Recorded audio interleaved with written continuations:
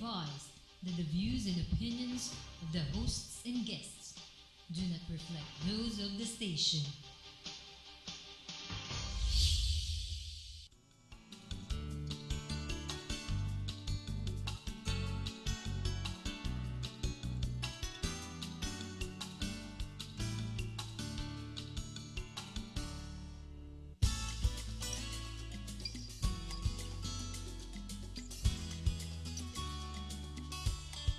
Good evening, ladies and gentlemen. Welcome to CSR right here on GNN. My name is Sara Suguitan, and I am your host for tonight. We are going to talk about art education because it's summer and a lot of children are being sent by their parents to different art workshops. In this episode, we have a graduate of the Ateneo, AB Fine Arts, and also she has an MA in Art Studies from the UP, Miss Janine CAbato. Good evening, Ja. Welcome to the show. Good evening, Sarge. Thank you for having me here. Thank you for also for joining us. Okay, I'd like to talk about art education because it's summer and a lot of, well, when I was small, I used to also go to summer art workshops, but not necessarily in fine arts. When you say fine arts, it means like I would say the purer forms of art. Yes, is there like such painting, drawing, sculpture. So more on the visual arts. Visual arts, yes. So you yourself, you are an artist. Well, when we were in Ateneo in college, Yes. we had the same organization, Heights, and you were in the visual arts department. It's a Fine arts. passion. Yes, it's a passion. Yes, when it comes to painting and drawing and all of those things. Okay, now that it's summer and parents are choosing courses for their children, you as an art teacher, how do you develop, for example, modules or workshops for children, regardless of age? Yeah. We have to make sure that we tap into the creativity of the child. So we don't necessarily teach the child what exactly to draw, but we teach the child to think. So for example, we show them a certain art form, for example, calligraphy, and then we give them an example, and then they will have to come up with their own, but based on their specific interests. So I have a few examples. Okay, yes, Is please. it okay?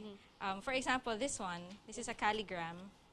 Calligram. Yeah. I just tell them, oh, we're going to do calligrams today, and then they have to come up with the words, their own words. So it's basically them. Yeah, those This are is- fine print, so Yeah. to speak. Okay. They're really good, no? Yes. These are my high school students. All right. Okay. So these are made of words, pero there's a bigger picture and you have to fill in. There's a bigger picture. But these are all their ideas. So you just have to teach them the basic, and then you have certain principles and elements. But since it's just crammed in 2 hours, 3 hours, we don't go through each one very specifically.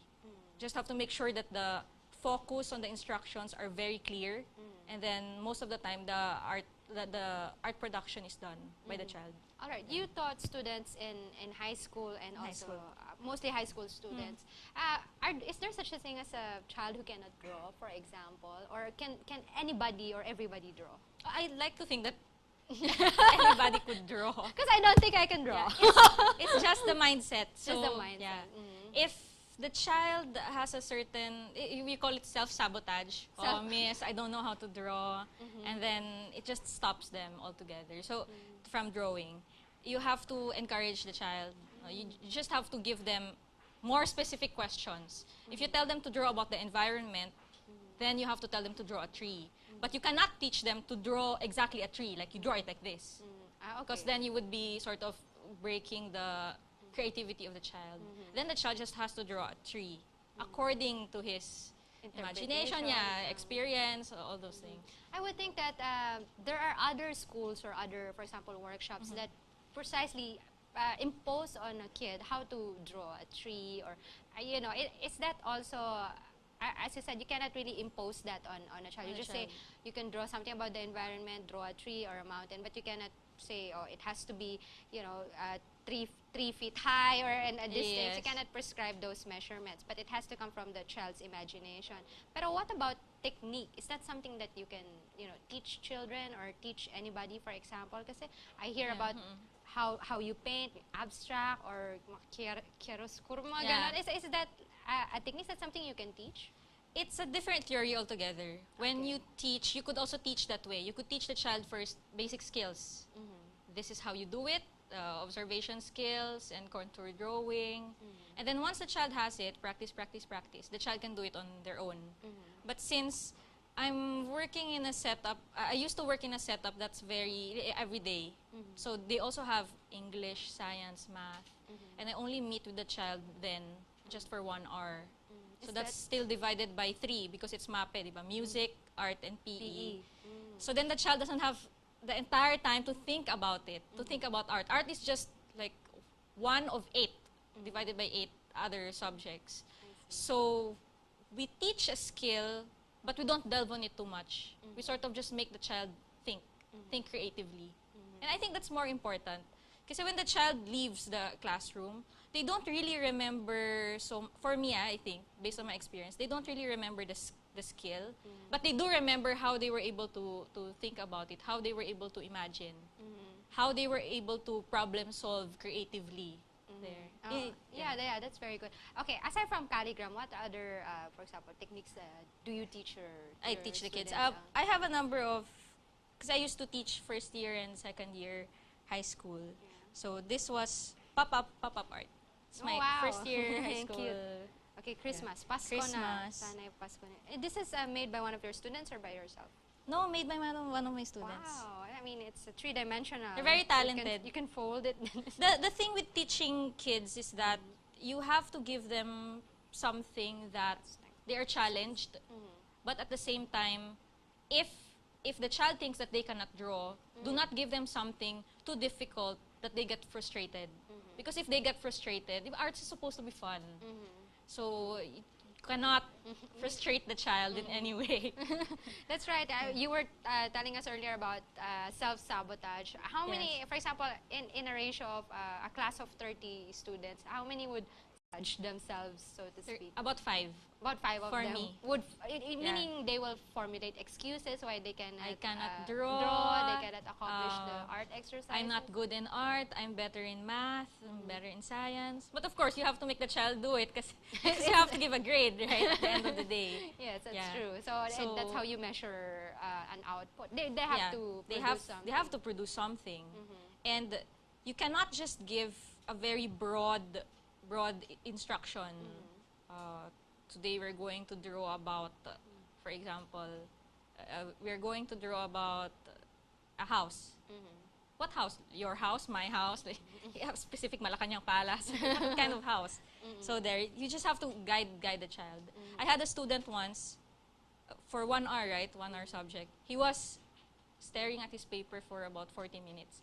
Cannot do anything. Oh, He was thinking, he just couldn't think. It's like writer's block, but only for artists. It's just like thinking the entire time. But it happens to any artist, this artist block? It happens, but because you're in a setup, again, you're in a classroom setup, you cannot have time for those blank excuses. So you really have to make sure that the child is well motivated. They have to produce. You have to create that environment, I would imagine, as a teacher. Very encouraging. Yes, and like I said, like they are so busy with other subjects, and I always have to assure myself that since it's three subjects in one, MAPE, and each subject has a teacher, I have to make sure that when the child comes in, the child has fun. All right, so that's the main objective of any art teacher or art educator. But you as a teacher, how would you grade the output of a child? What do you look for in grading an artwork, for example? Of course, originality. Some kids, they take off from, now it's manga. Anime. They love anime, and then they copy from that. I'm okay with imitation and copying, but then they have to add something, something that's theirs, right? Inject and then their personality into it. That's where the creativity comes in. So you could get a little bit from anything that inspires you, and then you make up your own. So that's mainly what you look for. Mainly what I look for. I used to, I have a lot of experiences, so I learn from my mistakes. I used to grade, I used to think that neatness is one of the most, important. Kasi before I grew up, talagang it has to be clean. You cannot submit your artwork creased. It has to be really flat. All erasures talagang clean. But now, it depends on the creativity of the child. If I know that the child really worked on it, the diligence is there, very responsible, that they really have to follow the rules, but at the same time, they could put in what they want. If they had more time, for example, then you accept that. Yeah, of course. Yes, but as you said, you learn from your mistakes. So there was a point in time that you, as a teacher, preferred it clean. Clean and neat. But especially high school. They fold it, they crumple it. Yeah, do they throw it around in the classroom, or are they well behaved in your class? Di naman. Well behaved. Okay, that's very good. That's very good. I would think art classes should be fun. It should focus on developing the creativity of any child, regardless of whether they self-sabotage themselves or they're actually born with innate interest, talent, or innate talent in art. But it's really, for me, it's so hard to quantify, I would think, or grade a particular artwork, or gauge children. Do you also rate, for example, behavior during? We have class? attitude. Okay, yes. so it's prescribed by the school. It accounts for 10%, I remember, in LaSalle. Yeah. The use and handling of materials is about 30. And then you have your creativity. What also you teach the class. For example, we have basic elements and principles of art and design. And then if the child learned from it, it's being transposed to their artwork. So you have to see it also if it comes out. It should also come out of the work of the student. Yes. And I would think it also reflects on how they are taught by the teacher. You should also teach them neatness, or how to clean up your materials. Because it's fun time, it's playtime, even for teenagers, I would think. So they have to be taught also how to clean up their own mess. But even if it's fun, it always has to have a routine. So when they come in, well, for LaSalle, there's prayer. Prayer. But then you have to lay out your materials. The routine always helps because you are only given 1 hour. So even with cleanup, there's a certain number of minutes, like 10 minutes to clean up. Before you dismiss before you dismiss them. So they know when they come in, they know what to do. For example, if it's art production, no standing up. Same like before. Same as when they're younger. So the rules are the same. Whether you're a teenager, you're young, or you're old, when you come into an art class, so you have that routine. You come in, you lay out your materials, you listen to it helps you be productive and efficient. So at the end of the day, you are sure that there's an output that you could grade. But you as an artist, you also have a routine before you before you create. Yeah, discipline. Discipline. You have to be disciplined. So time management. By the end of this week, it's supposed to be done, 70% supposed to be done, because you have to meet the deadlines also with the exhibition. With the exhibition. Or you also have exhibited your works. Yes, I have. In public. So where have you conducted, where have you exhibited your artworks? Also in LaSalle. Wow, congratulations. It's a very big, I think, achievement to be, exhibited to hold your own, what do you call it, art exhibit? Art exhibit. Yes. I've also had in Ateneo, Zamboanga. Oh, wow. Oh, that's right. Ateneo de Zamboanga. And what other techniques do you have that you teach your kids, your students, rather? Some of the techniques are also based on the medium, art medium. So we have colored pencils here. Okay, spray.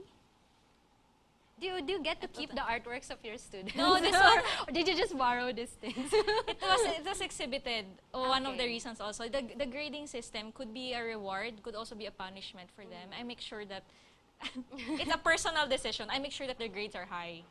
Because it's art, it's supposed to be fun. Yeah, so those that are really nice, I exhibit them. And they really like that. Like, yes, I exhibit my work, so it's a rewarding experience, even if it's just in school.